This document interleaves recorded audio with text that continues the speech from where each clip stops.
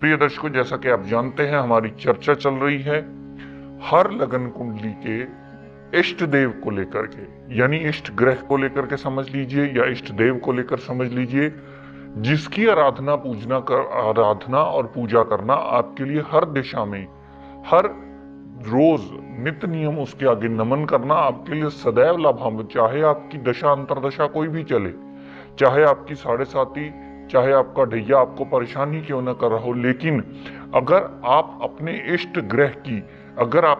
ग्रह के देवता की आराधना करने की आदत डाल लेते हैं, तो ये आराधना की हुई आपको जितनी मर्जी आपकी कष्टकारी दशा हो उससे निकलने का रास्ता अवश्य देती है। मैंने पिछले कुछ दिन से आपको जानकारी दी मेष लगन के बारे में, फिर वृष के बारे में, फिर मिथुन के बारे में। आजकल हमने चर्चा शुरू की है कर्क लगन की कुंडली के बारे में। कर्क लगन की कुंडली में हमारे पंचमेश जो होते हैं वो मंगल देवता बनते हैं। पंचम भाव में वृश्चिक राशि आती है और वृश्चिक राशि के स्वामी मंगल ग्रह माने जाते हैं। तो मंगल देवता इस लगन कुंडली के इष्ट ग्रह माने जाते हैं। या हनुमान जी की उपासना यानी बजरंग बली जो हमारे होते हैं वो साक्षात इस कुंडली के इष्ट देव माने जाते हैं। क्योंकि बहुत सारे लोग जो पूछने आते हैं, बातचीत करते हैं, तो ये बताते हैं या पूछना चाहते हैं हमसे, ये बताते हैं कि हमें ये बताइए कि हमें इष्ट देव ही हमारे समझ में नहीं आ रहे। वो हमें इस बात की जानकारी देते हैं कि हमें इष्ट देव नहीं समझ में आ रहे, तब हम उन्हें इस बारे में विस्तार पूर्वक समझाते हैं कि आपकी कुंडली में जो भी आपका पंचमेश होगा यानी पंचम भाव का स्वामी ग्रह होगा वो आपका इष्ट देव माना जाता है, और उसका स्वामी ग्रह इष्ट देव होने की वजह से उसकी पूजा आराधना करना सदैव आपके लिए लाभान्वित होता है। चाहे जितनी मर्जी बुरी दशा चल रही हो, वो आपको बचने का रास्ता अवश्य देता है।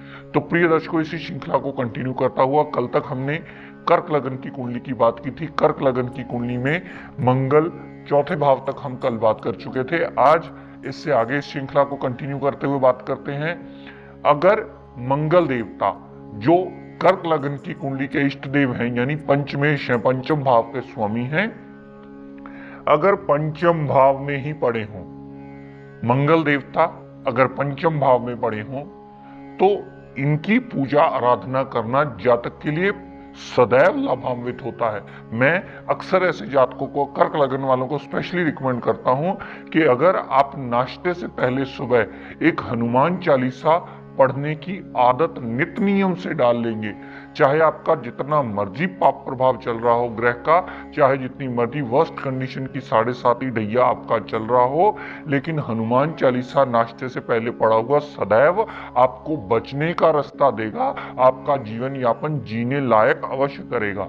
तो पंचम भाव में पड़े हुए मंगल देवता कैसा फल देंगे जातक के लिए, इसकी विस्तृत रूप से जानकारी समझ लीजिए दर्शकों। पंचम भाव में पड़े हुए मंगल देवता जातक को पुत्र प्राप्ति का योग देंगे, जातक को बुद्धिमान बना देंगे। पंचम भाव में पड़े हुए मंगल देवता जातक को लव रोमांस में भी कामयाबी देंगे, अपनी दशा अंतरदशा में अनसर्टेन गेन्स भी देंगे। लेकिन प्रिय दर्शकों, एक बात याद रखिएगा, ये फल उतने प्रतिशत देंगे जितने प्रतिशत मंगल की डिग्री आपकी जन्म लगन कुंडली में पड़ी होगी।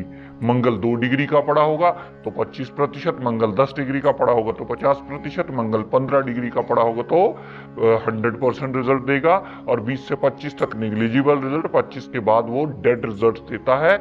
इस बात को लड़ बांध लीजिए, ये कुंडली विवेचन का सबसे बड़ा मूल नियम है।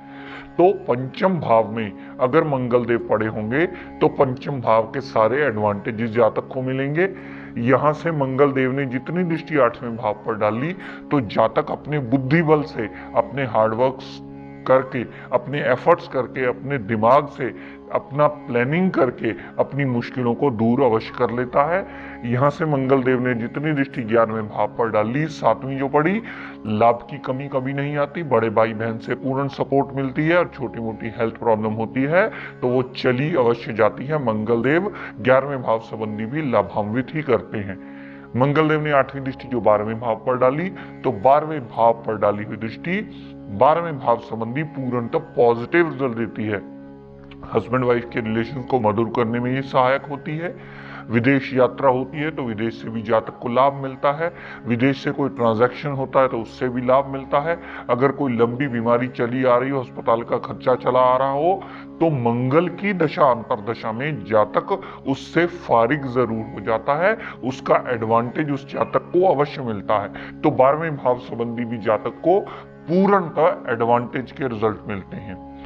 प्रिय दर्शकों, अगर मंगल देव छठे भाव में पड़े, छठे भाव में यानी धनु राशि के पड़े हो, ये मंगल देव का कारक भाव माना जाता है। मंगल देव के कारक भाव तीसरा और छठा माना जाता है। प्रिय दर्शकों, छठा भी मंगल देव का कारक भाव होने की वजह से, लेकिन यहां मंगल की प्लेसमेंट आने से मंगल योग कारक नहीं रहता, वो अशुभ जगह आने से अपनी दशा अंतरदशा में सदैव आपको कष्ट देता मिलेगा। और यहाँ आपको किसी ने पुराना रटा रटाया राग अलापते हुए कि आपका तो जी पंचमेश, आपको तो धारण करना बनता ही है, और आपको किसी ने मूंगा पहना दिया, तो सबसे बड़ी भूल होगी। छठे भाव में पड़ा हुआ मंगल जब भी अपनी दशा अंतरदशा में आएगा, सदैव आपको कष्ट देता मिलेगा। रोग, ऋण, कर्जा, दुर्घटना, मुकदमा, कोर्ट केस, लिटिगेशन, इन सारी चीजों से प्रॉब्लम्स देता मिलेगा। हाँ, थोड़ा सा हाउस ऑफ कंपटीशन में लाभान्वित अवश्य कर सकता है, लेकिन अन्यथा वो सदैव छठे भाव में आकर के आपको प्रॉब्लम्स देता मिलेगा, और आपको इसका पाठ पूजन, इसका सिमरन, इसका नमन, इसका व्रत, इसकी आरती करके ही इसके पाप प्रभाव से फारिग होना होगा। यहां से मंगल देव ने जितनी दृष्टि नवम भाव पर डाली, तो पिता को कष्ट, पिता से मनमुटाव होने का योग बनता है, विदेश यात्रा होगी तो वो भी लाभान्वित नहीं होगी, जातक बहुत ज्यादा धर्म को मानने वाला भी नहीं होता। यहां से जितनी दृष्टि 12वें भाव पर डाली, तो फजूल के खर्च, अस्पताल का खर्चा, मेंटल पीस का डिस्टर्ब होना, विदेश यात्रा होना, अगर मंगल पर पाप प्रभाव हुआ तो जेल यात्रा तक भी लड़ाई झगड़े में वो करवा सकता है।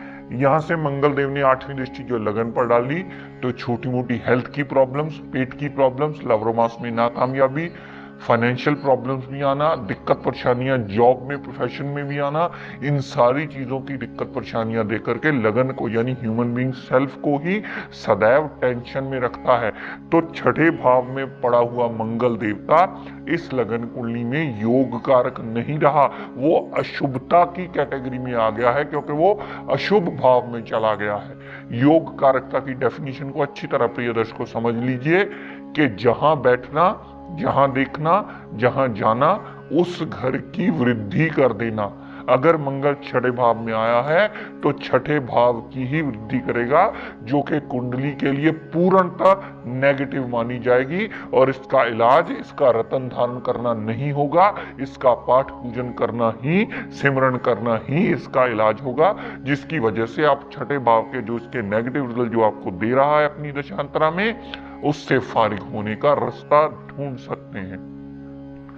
दर्शकों, मंगल अगर सप्तम भाव में पड़ा हुआ, सप्तम भाव में मकर राशि का अगर मंगल पड़ा हुआ, तो सप्तम भाव में मंगल देवता को उच्च का माना जाता है कर्क लगन की कुंडली में, क्योंकि मकर राशि में मंगल देव उच्च की पदवी प्राप्त कर लेते हैं। उच्च का मंगल पड़ा हुआ तो अपनी दशा अंतरदशा में ये बहुत अच्छा फल देगा।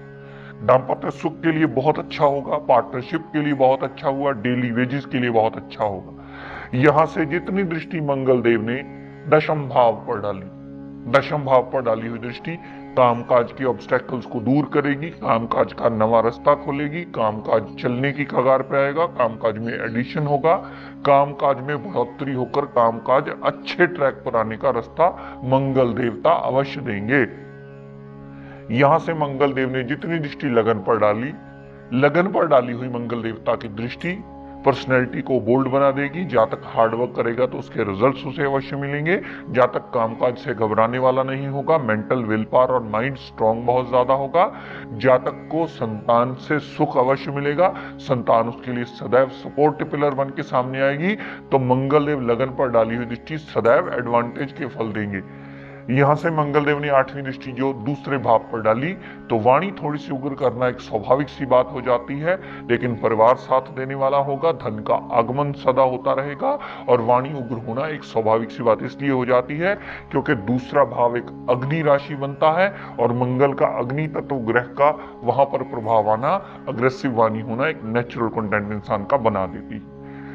दर्शकों, अगर मंगल देव अष्टम भाव में पड़े हुए, यही सबसे योग कारक कहे जाने वाले सबसे अयोग कारक ग्रह बन जाएंगे, और जब भी मंगल की दशा अंतरदशा चलेगी, ये मंगल आपको मृत्यु तुल्य कष्ट देता मिलेगा।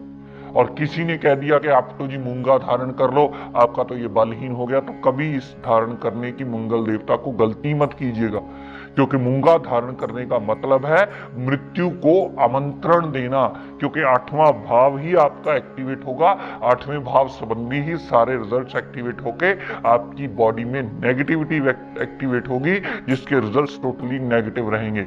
यहाँ पर मंगल देवता का पाठ पूजन, नमन, सिमरन, व्रत, आरती किया जा सकता है, कभी भूल कर भी उसका रतन धारण मत कीजिए। हाँ, एक अस्त अवस्था की अलग कंडीशन होती है, उसमें आप धारण जरूर कर सकते हैं, लेकिन बिना अस्त अवस्था की कंडीशन के कभी भी अष्टम भाव में पड़ा हुआ मंगल देवता का रतन धारण करना नहीं बनता किसी भी जातक का। यहां से मंगल देव ने जितनी दृष्टि 11वें भाव पर डाली, तो मंगल देवता की डाली हुई दृष्टि बड़े भाई बहन से भी सपोर्ट दिलाएगी, धन का भी दिक्कत परेशानियां होंगी, लेकिन बड़े भाई बहन से अगर सपोर्ट मिली तो उनसे भी कलह क्लेश अवश्य मचने का योग बनता है, बहुत ज्यादा पॉजिटिव रिजल्ट नहीं मिलेंगे, और हेल्थ में भी छोटी मोटी प्रॉब्लम लाएंगी, यानी 11वें भाव संबंधी टोटली आपको नेगेटिव रिजल्ट का योग बनेगा। यहां से मंगल देव ने जितनी दृष्टि दूसरे भाव पर डाली, तो धन का अभाव बनेगा, परिवार से बहुत ज्यादा बनने वाली नहीं होगी, और वाणी अननेसेसरी उग्र होकर के जातक की दिक्कत परेशानियां सदैव बढ़ोतरी वो वाणी करती ही मिलेगी। यहां से मंगल देव ने 8वीं दृष्टि जो तीसरे भाव पर डाली, तो 8वीं दृष्टि तीसरे भाव पर डाली, जातक को फजूल की मेहनत करवाएगी, छोटे भाई बहन से भी कलह क्लेश का योग बनता है, और छोटी मोटी भागदौड़ करने के बाद भी उसे उतना रिजल्ट नहीं मिलेगा जितना जातक एक्सपेक्ट करता है। तो मेरे कहने का तात्पर्य प्रिय दर्शकों इतना कि ग्रह तो वही होता है, लगन कुंडली भी वही होती है, लेकिन ग्रह की प्लेसमेंट डिसाइड करती है कि वो अपनी दशांतरा में हमें कैसा रिजल्ट्स देने वाला है। अगर योग कारक ग्रह सदा योग कारक रहता तो कभी किसी को पत्री दिखाने की जरूरत ही नहीं पड़ती।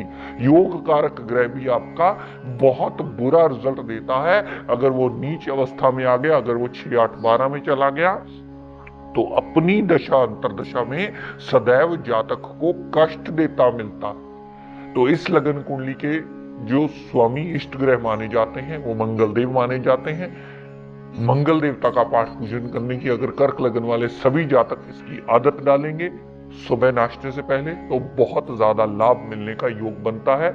कम से कम अगर लाभ ना मिला, आपकी खराब दशा चल रही हो, तो भी ये बचने का रास्ता आपको कहीं ना कहीं अवश्य देता है।